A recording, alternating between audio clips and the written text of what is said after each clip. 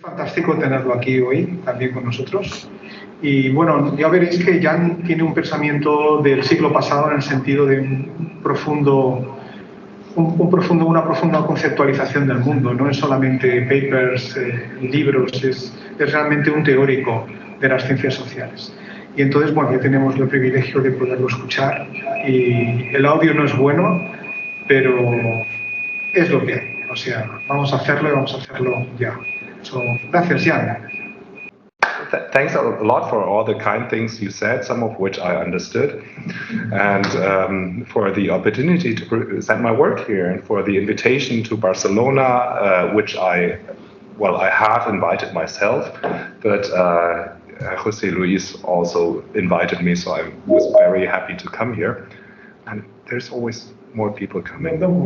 No, it's okay. It's also great to see actual people, like in real life, also the ones that I don't see in real life, but virtually. But it's great to see people in real life again, and I hope that we can continue that. And anyhow, so late at the end of the last year, my book came out, and it's lying there with José Luis, and I would say it's got a great cover. It's got a very nice feel to it, and I'm not sure that the content of the book actually matches that, but I will tell you some things about the book. Could you pass it around so that other people have the opportunity to see it? So I'll try to convince you over the next 40 minutes that the book is actually also worth reading and not only looking at and having in your shelf. However, I personally don't like long monologues, not even my own. So if you have questions, it would be great if you interrupted me, because it makes things more lively and people don't fall asleep that way, or they wake up again. So please interrupt me with any questions, and there will be 2 opportunities for breaks where I ask you whether you have any questions. Okay, so this is what the book looks like. It's about 62 euros if you order it via Amazon, so it's not that cheap actually. It's way too expensive. We can see it here. Are you logged in? You can share your screen. Yes, I am logged in, but we stopped that before. We stopped the screen sharing.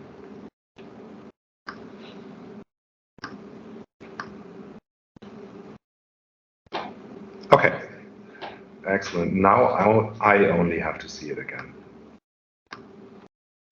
Okay, and the book tries to do 3 things.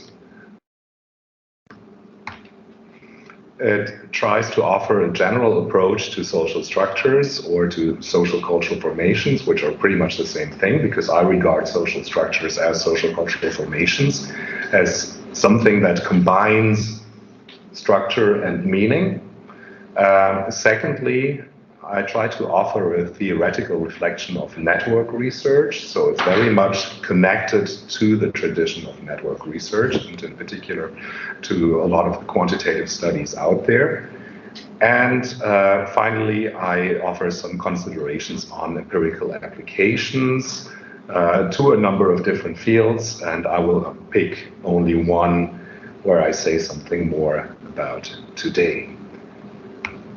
So this is the table of contents. It's a long book. It's about 340 pages long. We have chapters. We have strongly theoretical chapters. Chapters 2, 5, 7, and 8 are theory only. Then we have an introduction, a summary, and then we have more chapters that are focused on different phenomena like groups and social boundaries, ethnic categories, and love and gender, which I will be talking a little bit about today. So the focus today will be on chapters 2, 6, and 8, and I will also talk briefly a little bit about what's in chapters 1 and 7. So to the first chapter. This is the introduction, and the main message here is we need theory. Network research frequently has a disdain for theory. tries to stay away from theory because theory is talking about grand figures like Simmel and Foucault, and nobody wants that anyhow. However, I argue that we do need theory whenever we do research. We may not need Simmel and Foucault all the time, but we need to have a theoretical idea of what we're actually doing. So theory should ideally systematize, reflect, and inform research. It should tell us what to expect in our empirical studies. It should tell us what to look at. So it gives us certain sensibilities. It tells us what are the subjects, what are the particular methods that we might also be using, and it should tell us how to interpret the results. A lot of network researchers do not follow this idea, but they say, I just want to look at the data. I just want to look at what's going on out there. And my argument here is that if you want to do without theory, you're not actually doing without theory, but you're working with some theoretical ideas, which I call proto-theory, which you don't reflect upon. And I will actually say a little bit about the prevalent proto-theory in network research in a moment. This is what we usually consider as a social network. It's a set of lines between nodes. Some are more central than others. We have some subgroups in this network. We think of the nodes as actors and the lines as ties between these actors. And network research shows us that these networks form a central feature of the social world. It has many important effects, like you can get good jobs through it, power and status, alignment and conflicts, or the development of new ideas. All of that is rooted in social network constellations. However, we frequently stick to these naive, suggestive imagery. It's very intuitive, but it's a little bit naive. It's what I call the structuralist perspective, which reduces networks to clear-cut patterns that don't actually exist in the social world. So in this naive theory of structuralism, people have ties. We can count ties. We can ask people how many friends they have. I don't know how many friends do you have? Just think about it. Networks are also thought of as stable structures, even though we know that they're not. And we think of networks as having inherent tendencies like reciprocity, transitivity, preferential attachment, even though there's lots of counterexamples in the social world which don't have these inherent tendencies. Okay, so let's look at the painting from the cover. And I'm very happy that we're allowed to use this wonderful painting by Milada Marešová. It's a Czech painter from the 1920s. It's a painting from 1927 called the Charity Bazaar. It's a social event, probably in Paris. We see people mingling, they're conversing with each other, or they're just looking at each other. So they're obviously oriented to other actors, and we see something like the guy on the bottom right is kissing the hand of the woman with the green-white dress. So we see lots of relating taking place in this snapshot of the social world, but what we don't see is clear-cut social relations. They might lie behind the snapshot, but we don't know for sure. Also, the people involved probably don't know for sure what particular ties they have at any point, but they might have some ideas about that. So the argument is that the world, mainly at the bottom of things, it does not consist of social relations. It consists of these kinds of snapshots of things that happen in time and that change all the time, that are dynamic, that are fluid. So there's lots of things happening between actors. I summarize that as communication. And then we have meaning connected to what's happening there, for example, with the category of gender. So what I'm trying to do is to bring three things into a systematic framework. First, ephemeral social processes of communication, these snapshot things. Secondly, social relations, or rather social relationships. And then thirdly, everything else, because there's more to the social world than only social relationships. There are other things, for example, things like the social category of gender, or affluence, or organizations that would host these kinds of events. So I get to the general model, which is laid out in chapter 2. It picks up on my 2009 paper in sociological theory. And the starting point of this model is communication. I speak of, or write of, communication in a very general sense. It consists of the processing of symbols between actors. So every communicative event carries a particular meaning based on the symbols processed in the event and the meaning attached to these symbols. So when I say something, you hear words. These words would be symbols. These symbols would have a particular meaning, and the meaning is processed in this communicative event. For network research, we are less interested in singular communicative events, but we're interested more in patterns of communication, in regularities in ties. How often do two actors communicate? And when they communicate, how do they do that? For example, a long time ago, before the pandemic, I used to go to my favorite cafe often. And there is a waiter there, and we communicate frequently with each other. So network researchers would infer from that we have a very strong social bond. But most of our communication remains on a relatively superficial level. There's regularities of communication, but on a very superficial level. Whereas if I communicate with my brothers, mostly on the phone, then, well, that doesn't happen very often. It doesn't happen half as often as communicating with the waiter in the cafe. But we do so not on a superficial level, but on an intimate level, because we know each other very well, and it's a very particular kind of communication that's taking place that is idiosyncratic. It's different from everybody else's communication, whereas my communication with the waiter in the cafe is not different, because we're mostly communicating within the formal roles of the client and the waiter.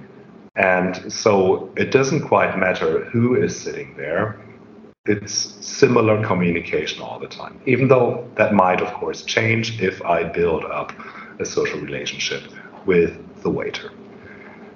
So the question is, where do these regularities come from? Over the course of communication, expectations develop. For example, when the communication between me and the waiter takes on a particular course, and there are specific expectations that we can communicate with each other on a special plane that's different from every other customers. So expectations can be very different kinds of expectations in general. Talcott Parsons argued, yes, I do refer to Talcott Parsons. So Talcott Parsons argues that all social structures consist of expectations, and I find that a very useful way of thinking about things. So a social relationship consists of expectations, a university consists of expectations, states consist of expectations, also culture is composed of expectations. So the question is, what communication can we expect in the future? What do we have to take into account in a family, in a shop, at a cafe, or at a conference? Expectations in general make for a certain predictability, for a relative order in communication. And among the expectations in general of particular interest for us are so-called relational expectations. That is my term. So these relational expectations are about what specific actors expect from specific others. If you go into a supermarket and you want to buy a yogurt, I don't know why, but this is one of my favorite examples. You go there, you see the yogurt, the yogurt has a price tag. The price tag communicates an expectation. Everybody who wants to buy this yogurt has to pay this amount of money, and if you do, you get the yogurt. Everybody can get the yogurt for the same amount of money. And that is very, very different from what's happening between two people if they form a social relationship. Because if you form a social relationship with a friend, with a good colleague, with a romantic partner, then you expect the communication between you to be very different from everybody else. You expect your wife, your partner, your husband to not communicate with others like they do with you. So this includes, of course, ideas of what kind of relationship do we actually have. These are part of the relational expectations. Conversely, the relational expectations guide the process of communication, just like non-relational expectations do. Relational expectations make for family gatherings. I don't know if you're into family gatherings. I'm not that much, but I go there anyhow. So they also make for your friends calling you on your birthday, and for the bodily intimacy in a romantic couple. All of that is organized, made possible by relational expectations. These two sides, the regularities on the communication on the one hand and the meaning structure of relational expectations on the other hand, together constitute social relationships and networks. Social relationships consist of particular patterns of communication, who communicates how with whom and how often, and the regularities of communication. These regularities of communication give rise to relational expectations, and the relational expectations stabilize the communication patterns. So this is the core of the model. And we would also want to know, where do these social relationships and networks come from? The first answer is they come from opportunities of contact. Patterns of communication depend on the chance to meet regularly at the workplace, in the neighborhood, in schools, kindergarten, universities, conferences, workshops, sports clubs, associations, and informal meeting points like bars, clubs, restaurants. Of course, these meeting points are also established in communication. A sports club is something that you join because you expect to meet certain people there and to pursue particular activities there. So it's not a one-way street, but for every particular communicative event, the opportunities for contact are very much given. You are in an opportunity of contact, and that's what makes the communication possible. Nowadays, social media are also important meeting points. At all of these, people meet, they often meet repeatedly, and this allows them to build social relationships. That doesn't have to happen, but who doesn't meet and doesn't have the chance to communicate doesn't form a social relationship. Okay. Opportunities of contact are part of social space, and they frequently come with a socio-economic imprint. At universities, for example, people with a certain age and with a certain level of education meet. Neighborhoods, associations, and sport clubs are frequently subject to socio-economic inequalities. Many informal meeting points like bars are organized around particular lifestyles and cultural interests, and the same holds true for the Web 2.0. Most often, these opportunities of contact make for a certain homogeneity of social relationships by income, by education, age, place of residence, political inclinations and cultural interests. Of course, not all of them at once, but every particular opportunity of contact comes with a particular bias with regard to these traits of the people that you meet there. The second answer to the question, where do social relationships and networks come from, is that relational expectations are very much imprinted by social categories and relationship frames. What are relationship frames? They are cultural models for relationships, like love, like friendship, kinship, patronage, rivalry, all sorts of things of how people relate to each other or how actors relate to each other. The same holds true for organizations, for example. These relationship frames offer ready-made packages of expectations of what we can expect in these kinds of relationships. So the communication in social relationships draws on these models in order to establish the expectations in them. This simplifies the communication in the relationship and it reduces the uncertainty between the actors involved. Secondly, social categories like gender, ethnicity and race, religion, age and generation, they are also tied to expectations about how to communicate within and between these categories. With whom do we form what kinds of relationships? For example, this is something that I will talk about later at more length. Friendships are traditionally same-sex, and still they mostly are, empirically. And love relationships are traditionally thought of as heterosexually. Of course, this is changing these days, but that is the traditional ideal. Social categories and relationship frames form part of the wider realm of culture. They are institutionalized recipe knowledge, according to Berger and Woodman, for how to interact and how to relate. I define culture as an analytical concept. It's a repertoire of symbolic forms that are available and widely used in a particular social context in comparison to other social contexts. So we would have a social relationship could have a particular culture in comparison to other relationships, a family, an organization, a region, a country, but also an academic discipline. Sociology has got a very different culture than physics. This relation to culture means that expectations concerning social categories and relationship frames are culturally variable.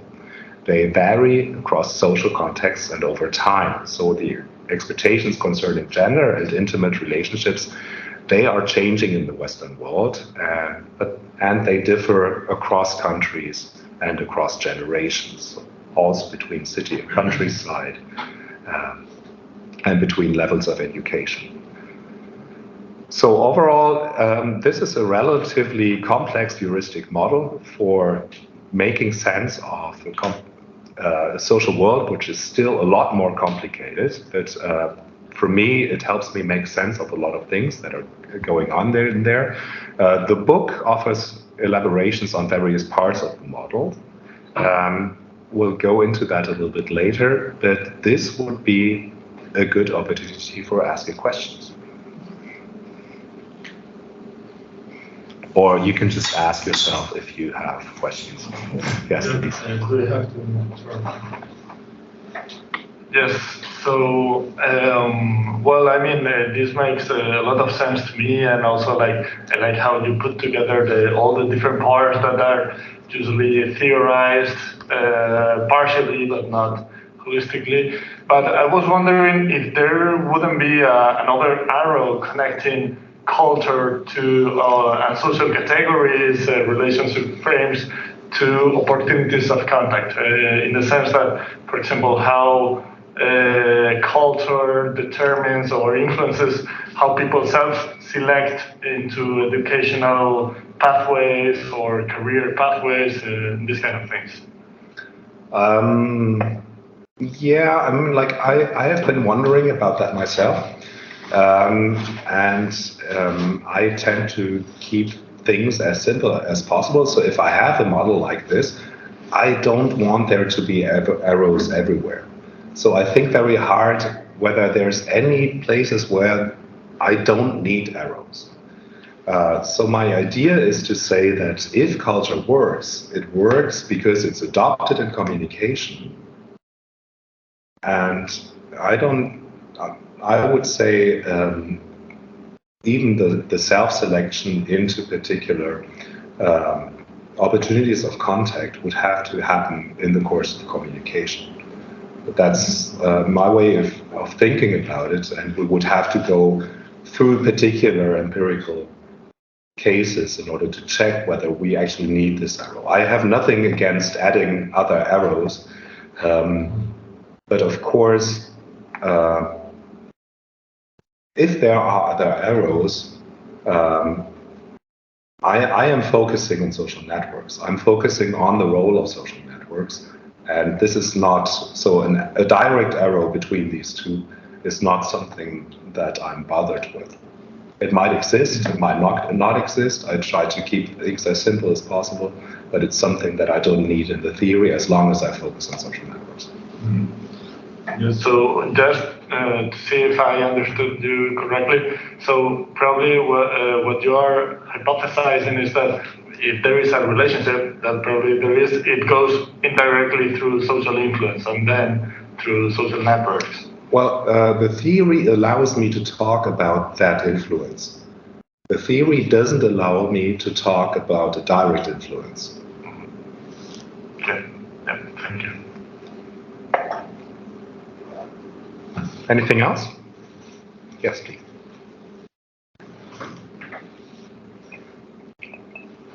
You talk about social networks of meaning.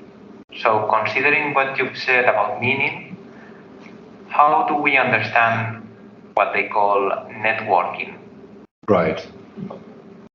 I mean, can we work the meaning? You know what I mean? Work the meaning. Yes, we do all the time. But no, we don't necessarily get what we want.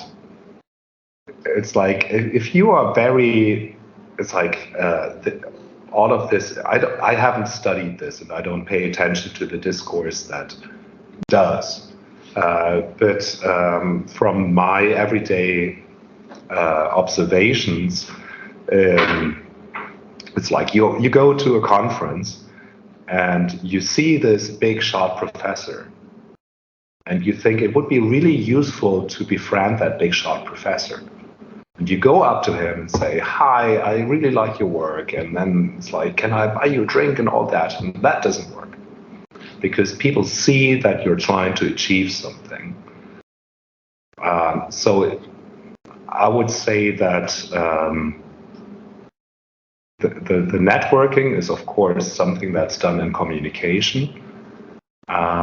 But this very strategic orientation might not always be successful. It's better to think of social relationships as something that happens, something that develops as a byproduct, as all communication, and not as something that you get by saying you want a social relationship. If you want a social relationship that much, most of the time you won't be that successful. But that's just my everyday observation, and I mean, like, there might be areas in social life, and I'm sure there are, where strategic networking is very successful because people realize it's strategic, and then they think about it, and they wonder, well, maybe this might be of advantage for myself.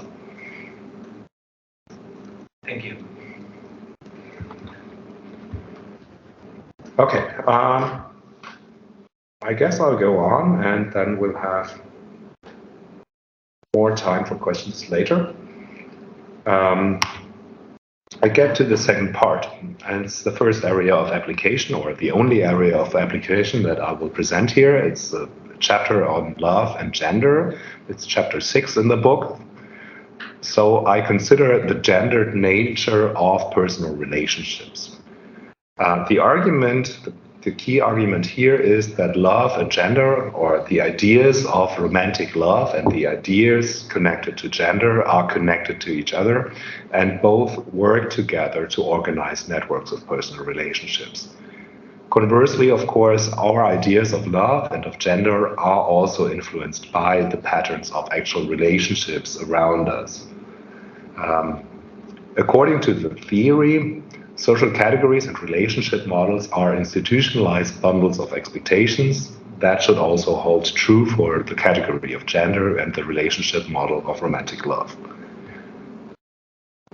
And consequently, they organize personal relationships. How exactly do they do that?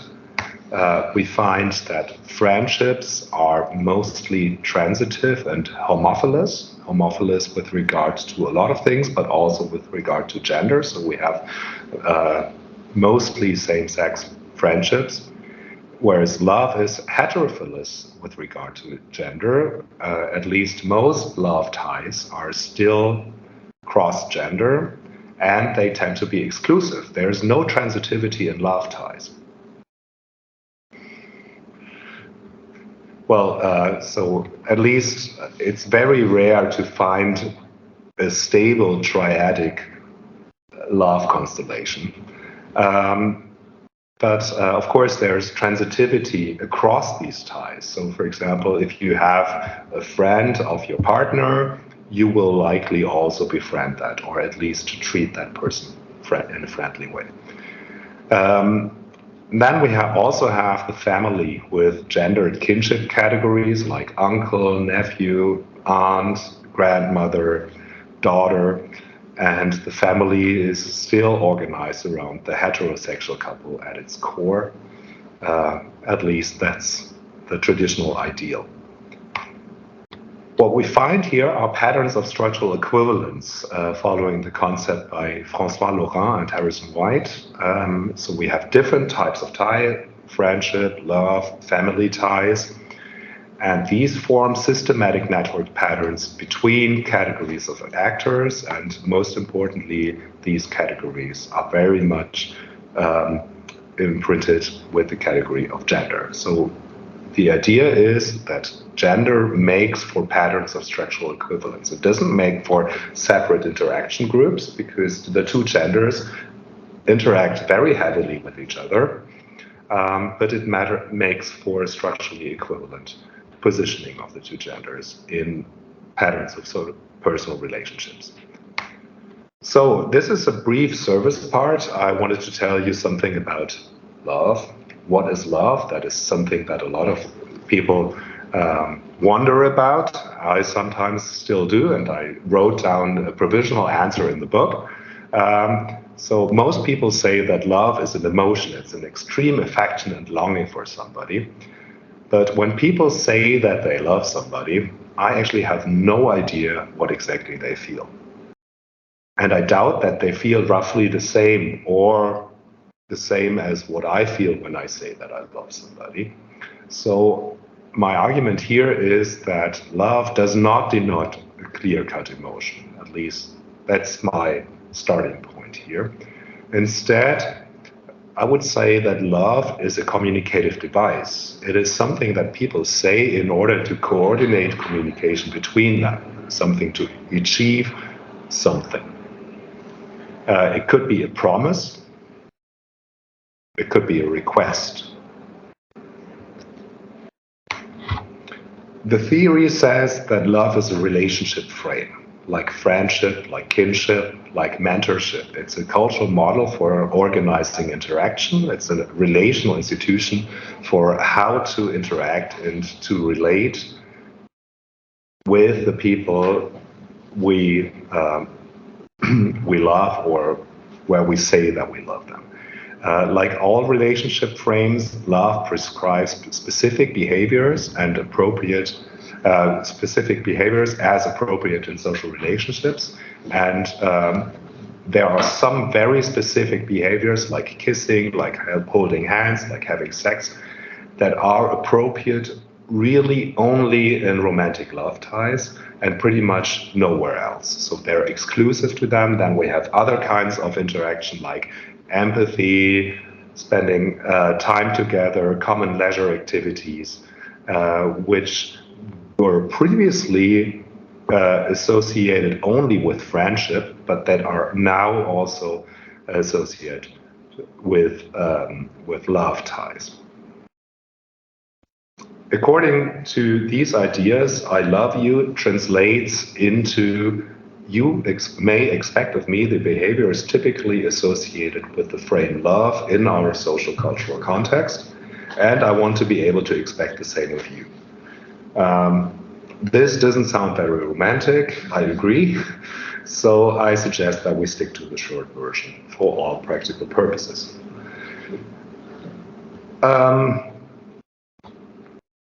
This means that love ties are not naturally different from other ties. They are special because we culturally define them to be special, to feature very different activities from other interpersonal ties.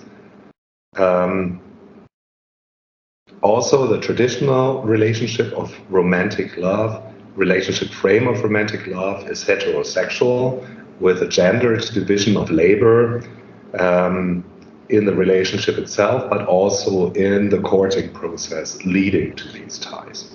So this is part of the gendered organization of personal relationships. This is like the traditional 19th century ideal of what personal relationships look like, and I don't go into detail of where this ideal comes from. We see at the core the heterosexual love tie between a man and a woman. Both would have friends of the same gender, so these would be strong ties. Men also have ties to male colleagues at work and in the world of business and of politics. These are archetypical weak ties, as Mark Granovetter terms them, whereas the woman is more responsible for the household and everything that's tied to it, for children and for contact to the wider family. And then there are some female social spaces that we would have to add to this model, like church used to be very much around a female social space in Western Europe, at least. And a lot of things that happen in the local community. Anyhow, so the question is, are things still that bad? I mean, like, we don't know whether it used to be that bad, but this is the cultural ideal. To what extent do current interpersonal networks follow this traditional ideal? I examined egocentric networks in the General Social Survey of 2004 with regard to their gender composition. So it's these are very simple analyses. As far as I know, nobody's done them yet, so they're in the book. As you probably know, in the General Social Survey, people are asked the birth name generator, so who are the people with whom they discuss important matters over the last 6 months. And as you can see in this table, they would not name everybody with whom they actually discuss important matters over the last 6 months. I mean, like, for me, that would be like 50 to 100 people. But they name like 2 to 3 people, so an average of 2.6. So what we do is, when we're confronted with that question, we tend to name the most important people with whom we regularly discuss important matters. You see in the table an overview of how many male and female authors are named by men and by women. We see that women name more confidants, slightly more confidants than men, but they are also named more often as confidants than men. And both women and men name more confidants of the same gender. This has actually gone down in comparison to 1984. Personal networks in 1984 used to be more gender homophilous. That is not because we have more cross-sex friendships now than before. it's because people in 1984 tended not to name their spouses. It's like when asked with whom do you talk about important matters, they did not name their heterosexual spouses. So overall, that's 1,070 respondents, and we're going to look at the gender patterns in more detail. So are men or women more likely to name authors of a particular category as confidants? For example, male friends. The structure of my data means that people mostly only name one confidant per category, so I dichotomize. The question now is, do they name anybody from that category or do they not name anybody from the category? If they name more than one from that category, that doesn't matter. So it's a logistic regression here. And I'm going to present the odds ratios of the partial effects of gender of the respondent. So it's are men or women more likely to name this particular category? And this is controlled for education, age, place of residence, work status. So the residual category here is working full-time, marital status, residual category is never married, and the number of authors. The more people are named as authors, the higher the likelihood that you will name somebody from a particular category. That is something that's always significant, so I'm not going to report it here. So this is a series of logistic regression. Every line is one logistic regression model. And so what I report in the middle with the blue and the pink bars is only the partial effect of gender. With odds ratios, we see that men are slightly more likely to name their spouses as confidants. But that's not significant, so we shouldn't interpret that. Men are also have a slightly higher density in their personal network, so the authors are more likely to know each other and to have a strong tie with each other, but that's also not significant. So on the right-hand side, you see the control effects that are significant. The other ones I dropped because we don't care about them. Women are 25% more likely to name their parents as confidants, but that's still not significant. But they're also 69% more likely to name children as confidants. Obviously, the older you are, the more likely you are to name children as confidants. Younger respondents just don't have any children yet, or they're too young to be confided into. And here, level of education, the higher the level of education, the lower the likelihood that you would name your children as confidants. Okay. These are relatively small effects so far. This changes now. Brothers and sisters, you are much more likely to name same-sex siblings as confidants. Statistically, your siblings are as likely to be same-sex as cross-sex, but you're much more likely to name a same-sex sibling.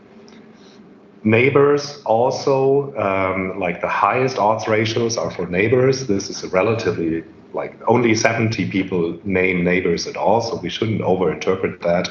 But a lot more people named friends, and we see that men and women are more than 2 times as likely to name same-sex friends as confidants. The strong effects for brothers and sisters are actually quite striking because these relationships are not problematic in the sense of being mistaken for romantic relationships. And the neighborhood effect is interesting because this is controlled for opportunity of contact. You meet your female neighbors in the neighborhood as often as you meet your male neighbors, but you would only name your same-sex neighbors as confidants. Finally, women more often name wider kin, grandparents, grandchildren, cousins, aunts, nieces among their confidants. This is significant with a P lower than 10%, so it's not strictly significant. but still the effect is there. And men more often name coworkers. You might say, well, that's obvious because men work full-time more often. True, but this is controlling for work status. So if you compare full-time working men and women in the US 2004, men are more likely to name coworkers, pass confidence. So what we see is we have relatively strong effects of gender on interpersonal relationships, only looking at the strong confiding relationships in the general social survey. Gender plays an important role over and above foci of activity, like the workplace and the neighborhoods, and the availability of alters. My conclusion here is that interpersonal relationships continue to be strongly structured by gender to actually an extent that was surprising to me, at least. So it's a brief intermediate conclusion. Love and gender are relational institutions that govern interaction, relationships, and networks. And personal relationships are still very much imprinted by gender. This would actually give us an answer to the question of why do we have different cultural orientations by gender? Because they do occupy different social worlds, which would reinforce different cultural worldviews. That is actually something that the theory of gender is still struggling with. So here we find a partial answer to that question. And something that I would want to do at some point, if I find the data and the time, or somebody who wants to do it with me, is to compare different social contexts, different cultural contexts with regards to how much personal relationships are imprinted by gender. So I would expect that it does make a difference, for example, by age. It does make a difference between city and countryside, by marital status, all these kinds of things. So there are still lots of things to look at, not necessarily with this data, because the data is limited and there's only so much you can do with it. Okay, so that was the second part. You guys have questions? There's a third part.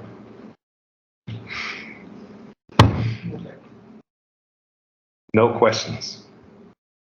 Okay, is that good or bad? Oh, I don't know. I find it better if you have questions. But yes. About the homophilic relationships, you just showed us.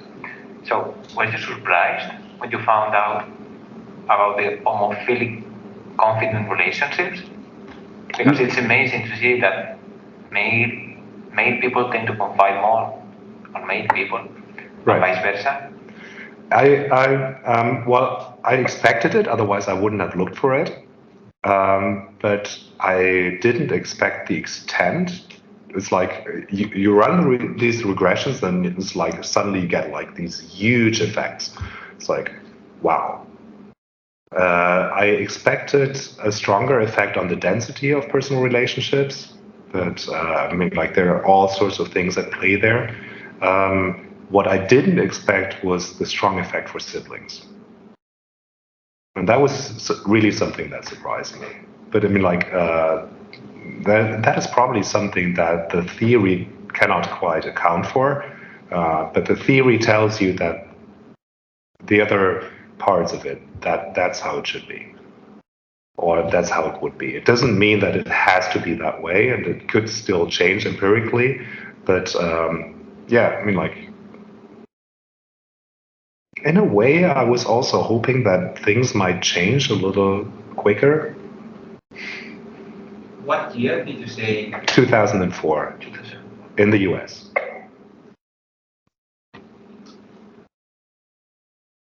Okay.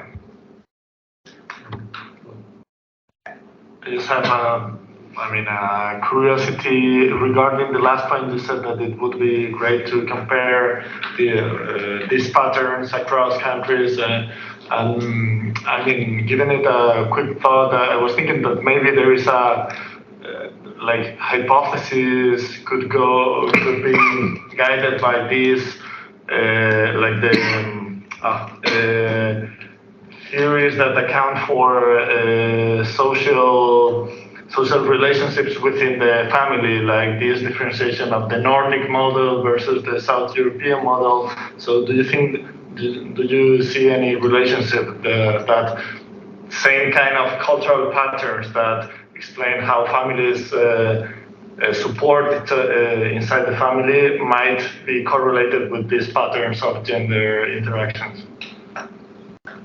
Well, I have to admit that this is really, these are the only models that I've run with regard to this data.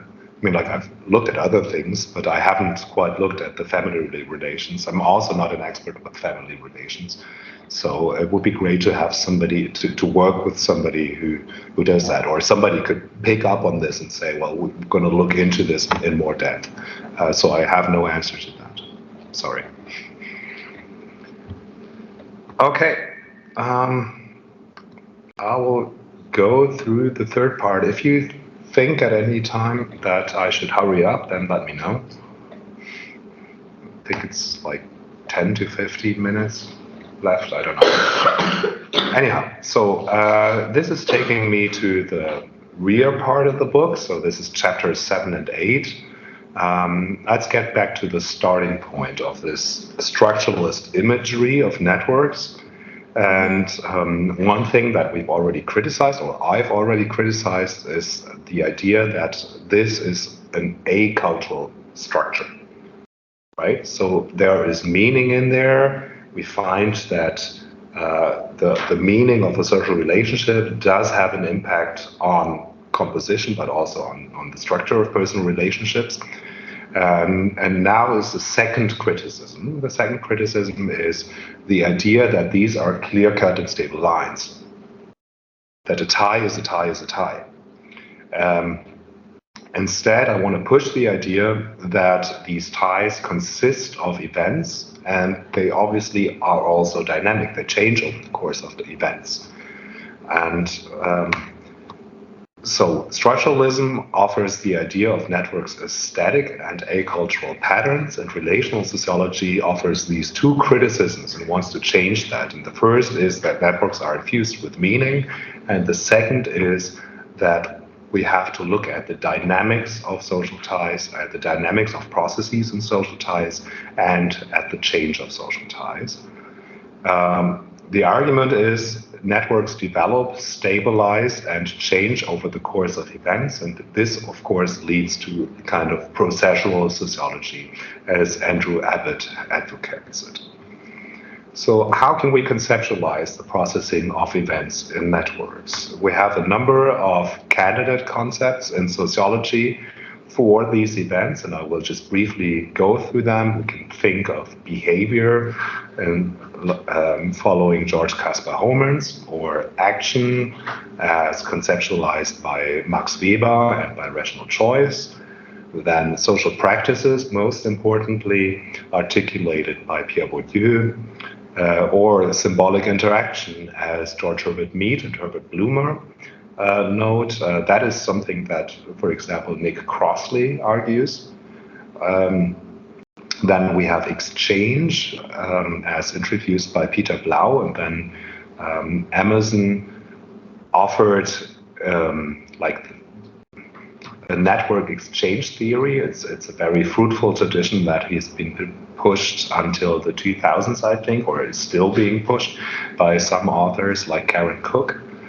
Then Mustafa Emir-Bayer introduced the notion of transactions, which comes from an essay by Dewey and Bentley, but the essay is not quite clear as to what transactions are. Emir-Bayer argues that social relations consist of transactions, and this is being picked up on, I think, in a slightly clearer way by Chuck Tilley. in his work on networks. And then finally, this is like the candidate that I'd like to push, that I'm moving forward, is the concept of communication by Niklas Woodman. All of these concepts have different advantages and different downsides. I'm not arguing that any of them is perfect, but I will advocate for the last one, and I'll offer a brief classifications. Do these concepts focus more on the individual or on what's happening between actors? So is a social event something that is done by an actor, like action or social practices, or is it something that happens between actors, like interaction and transactions? And the second classification is, do these events are these events considered as infused with meaning or as only structural, as something that happens without regard to meaning? And so here is my little overview of these concepts. We see on the top left quadrant as something that is only structural and individual, that's behavior like Homans, whereas action, on the other hand, comes with meaning. It's individual, but it's based on subjective meaning. Then practices is, it does have meaning in it, but it's not as clear-cut as action, and it's also something that goes a little bit more to the suprapersonal pole than action. But we would have to argue about that in detail if you care about these concepts at all. Exchange is more structural than individual, it doesn't have a lot of meaning in it, and it's closer to the suprapersonal side, even though if you look at the conceptualization by Blau and by Emerson, there's still a lot of individual considerations involved. Transaction is only suprapersonal, and the authors don't quite tell us what's going on with regard to meaning. Interaction is, of course, heavily infused with meaning. It combines the processing of meaning within individuals with the processing of meaning between individuals. And communication leaves aside the individuals and says meaning is only processed between individuals. My personal preference, it's really a preference. You can work with any of these concepts, but my personal preference is that we should focus on something that we can observe than what we can't observe. So I'm advocating for going to the suprapersonal side. And of course, I wanted to work with meaning, because if we don't have meaning in the events, how do we get meaning into the networks? And so these preferences lead me to the concept of communication. And Luhmann doesn't say anything about networks, or it doesn't say much about networks, at least not much that we can work with. So the question is, what does this concept of communication tell us about networks? So this gets us to chapter 8. I'm going to build on Luhmann here, but I'm going to develop my own account of what happens in communication. I'll briefly sketch this, but I'll also tell you a little bit about the concept of communication by Luhmann. Luhmann conceptualizes communication as the process-through unfolding of meaning. It's self-referential in that every communicative event picks up on what is communicated previously. So if you ask a question, you pick up on the meaning of what I've said before. You don't pick up on what I have thought subjectively. And if I answer your question, my answer doesn't pick up on what you intended with your question. It only picks up on what you said. So the idea is there is something happening over the course of communication, something that we observe, and it's self-referential in that communicative event pick up on what was communicated before. That's the self-referential part. And it also clarifies why I say communicated meaning, because meaning is here not located in people's heads, it's located in the events themselves. As with the price tag in the supermarket. There's nobody who has it in his head. It's out there, it's communicated. If we pick up on that, we argue that networks are structures of expectations that emerge, stabilize, and change over communicative sequences. Networks would be one memory of communication, but all social structures would be memories of communication. So an organization, a university, is also a memory of communication. And the meanings that we attach to the category of gender is also something that is memorized from past communication. Okay.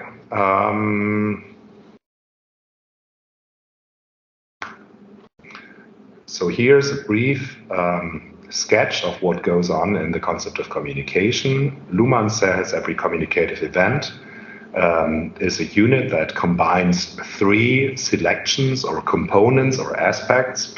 And the first one is information.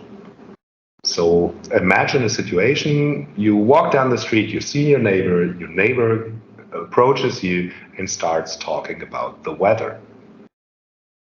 The content, the information here, can you leave that in? Okay.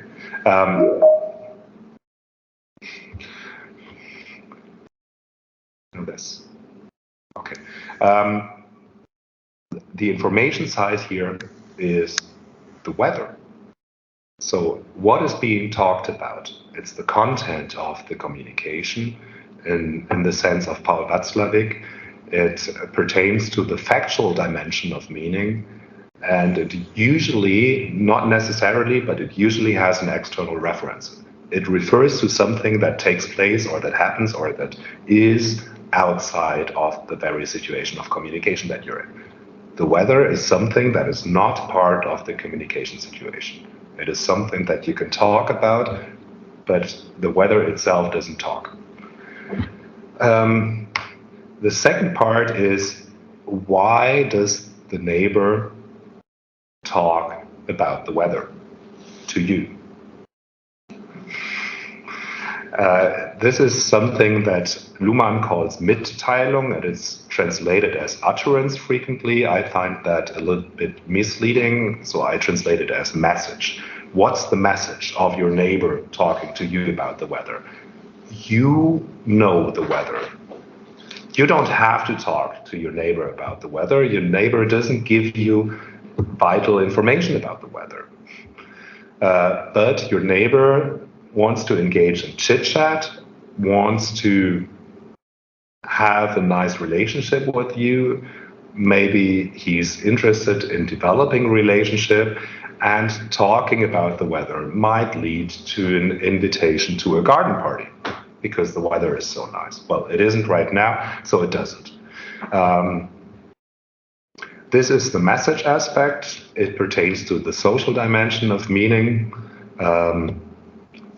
Václavic terms this the relationship aspect, and this is only self-referential. It refers back to the situation of communication that you're in that it positions the actors involved in relation to each other. The third part is the understanding. Now, that's a little esoteric because understanding for Luhmann doesn't take place in individual consciousness. It takes place in follow-up communication. For example, if you ask a question, it doesn't matter what I think. Well, it does matter what I think, but the understanding of your question is something that takes place in my answer, not in my mind. That's the concept.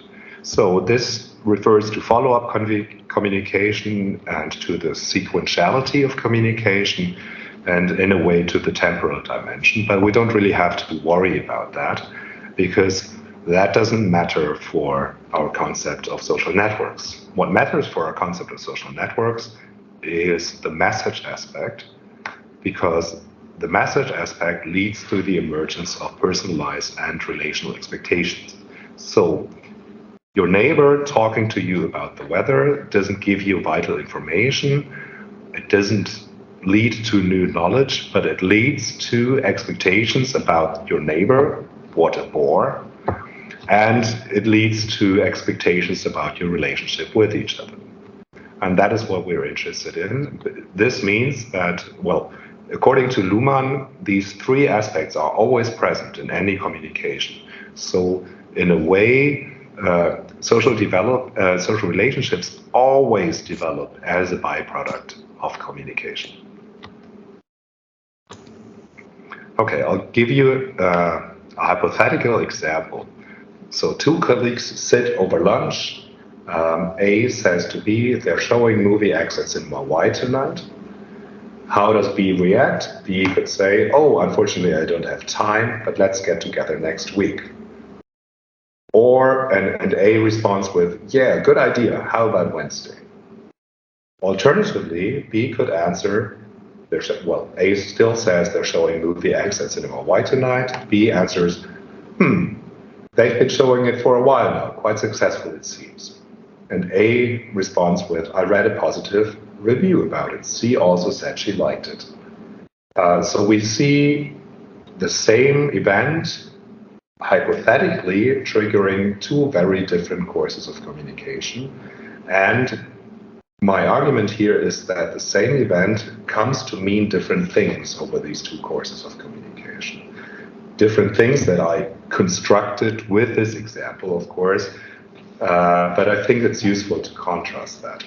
The first sequence on the left picks up on, well, it interprets the original communicative event as the suggestion to spend time together outside work. And quite successfully, I mean, like, B can't go to the movies tonight with A, but they want to do something next week. Whether it's the movies or anything else. Actually, the movies do not come up in this communication sequence anymore. It's not about the movies. The movies are completely out of place. So this picks up on mostly on the message aspect, on a suspected interpretation that A wanted to spend time together with B. We don't actually know whether A wanted to spend time with B in the first place, but that's what it comes to me. If we're looking at the second sequence, this is not being picked up on, whether it was intended or not. They're only talking about the movie so far. So the second sequence picks up on the information aspect, not on the relationship aspect of communication. And if we look at the left-hand side, we see that relational expectations might develop or might be reproduced through this sequence. And if we look at the right-hand side, factual expectations about the movie might develop. So if on the left-hand side relationships, networks develop, on the right-hand side culture develops, a shared stock of knowledge about movies, but not relationships.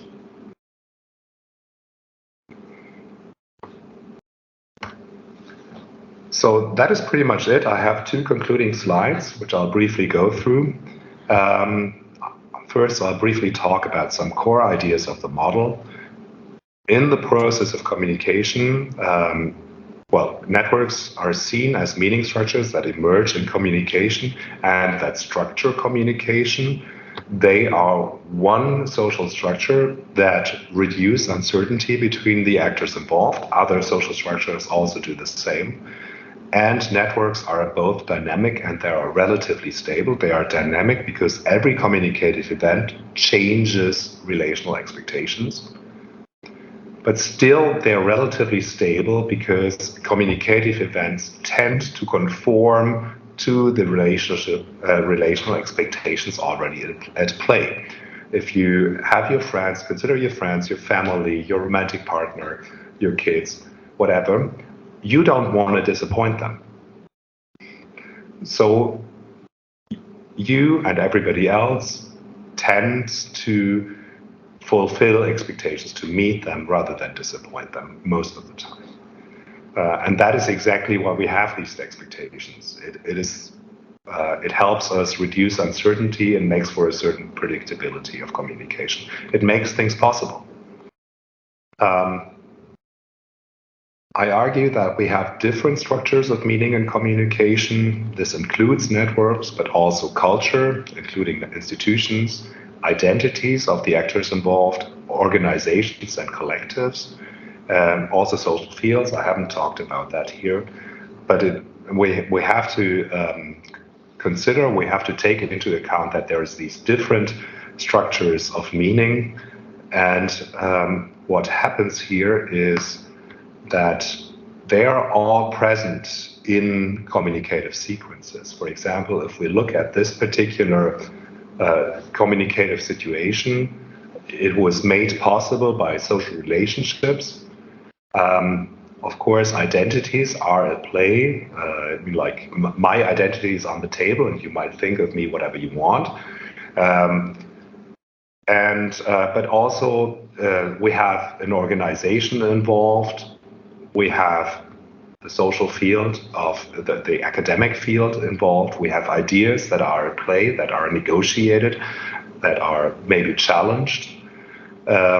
So we see that over the course of communication, these different structures of meaning come into contact with each other, and they affect each other. So this is how their interplay works, because they're at play at the same time in communicative sequences. And now to some brief comments on methodological implications. If we focus on the process of communication, this suggests that we can reconstruct network patterns, not so much from sociometric surveys or from interviews. There's nothing wrong with that. I work with the same data, as you've seen, but it says, well, maybe we should also try something else by reconstructing networks from non-reactive behavioral communication data, as we do in computational social science and relational event models, for example, by looking at what's going on in an internet forum. But this means that we shouldn't just count events, we should also consider the meaning of these events, because different events carry different meaning. So we should pay attention to this meaning, and we can combine the formal considerations with the qualitative interpretation of communication, as we can do with conversation analysis and interactional social linguistics. And finally, what I argued in the chapter is that we do have different kinds of networks that are layered, that are at play at the same time, and that are sometimes studied in conjunction.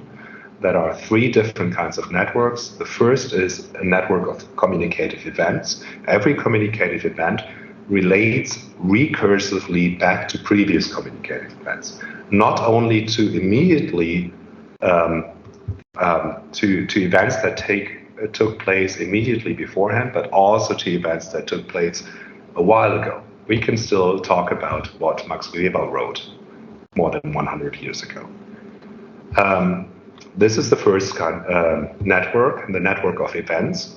The second network is the social network of actors that relate to each other in the course of these events. And the third network is a cultural network, for example, where you have different ideas that share certain similarities, certain connections, and that we draw on when we communicate. And one approach that actually considers this interplay is the approach of social semantic networks, as introduced by Camille Roth. And here's just a reference to a paper of ours where we consider the interplay between cultural and social networks in Poetics 2020.